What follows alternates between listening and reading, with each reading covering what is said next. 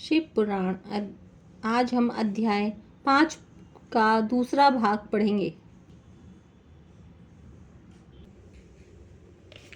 सूत जी बोले, शौनक, अब शिव पुराण सुनने का व्रत लेने वाले पुरुषों के लिए जो नियम है उन्हें भक्ति पूर्वक सुनो। नियम पूर्वक इस श्रेष्ठ कथा को सुनने से बिना किसी विघ्न बाधा के उत्तम फल की प्राप्ति होती है। जो लोग दीक्षा से रहित हैं उनका कथा श्रवण में अधिकार नहीं है।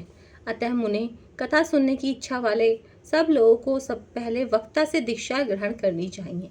जो लोग नियम से कथा सुने उनको ब्रह्मचर्य से रहना, भूमि पर सोना, पत्तल में खाना और प्रतिदिन कथा समाप्त होने पर ही अन्न ग्रहण करना चाहिए, जिससे शक्ति को वह पुराण की साप्तिक तक उपवास करके शुद्धता पूर्वक भक्ति भाव से उत्तम शिव पुराण को सुने।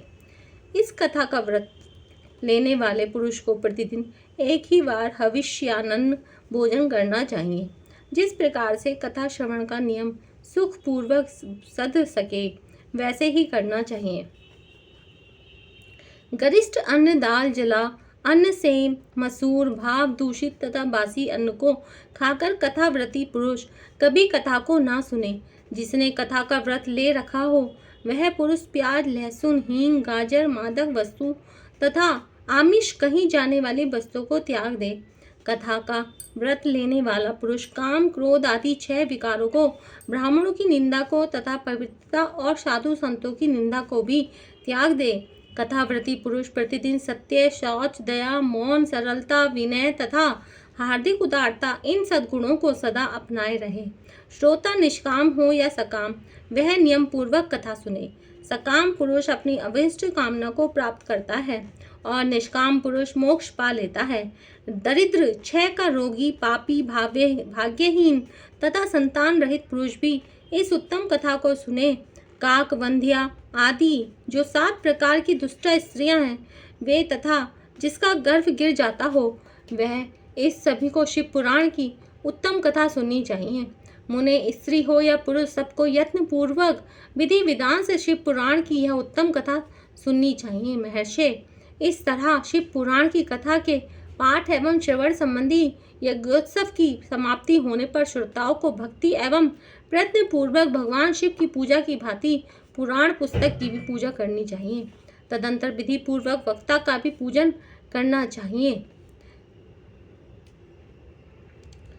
पुस्तक को आच्छादित करने के लिए नवीन एवं सुंदर वस्ता बनावें और उसे बांधने के लिए दृढ़ एवं दिव्य डोरी लगावें, फिर उसका विधिवत पूजन करें। मुनि श्रेष्ठ, इस प्रकार महान उत्सव के साथ पुस्तक और वक्ता की विधिवत पूजा करके वक्ता की सहायता के लिए स्थापित हुए पंडित का भी उसी के अनुसार धन आदि के द्वारा उससे कुछ ही कम सत्कार करें। वहां आए हुए ब्राह्मणों को अन्न, धन आदि का दान करें।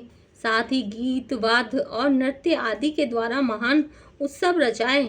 मुने, यदि श्रोता विरक्त हो तो उसके लिए कथा समाप्ति के दिन विशेष रूप से उस गीता का पाठ करना चाहिए जिसे श्री रामचंद्र जी के प्रति भगवान शिव ने कहा था। यदि श्रोता गृहस्थ हो तो यह बुद्धिमान को उस श्रवण कर्म की शांति के लिए शुद्ध हविष्य के द्वारा होम करना चाहिए। मुने, रुद्र संहिता के प्रत्येक श्लोक द्वारा होम करना उचित है अथवा गायत्री मंत्र से होम करना चाहिए, क्योंकि वास्तव में यह पुराण गायत्री में ही है। अथवा शिव पंचाक्षर मूल मंत्र से हवन करना उचित है। होम करने की शक्ति न हो तो विद्वान पुरुष यथाशक्ति हवनीय हविष्य का ब्राह्मण को दान करे। जय श्री राम।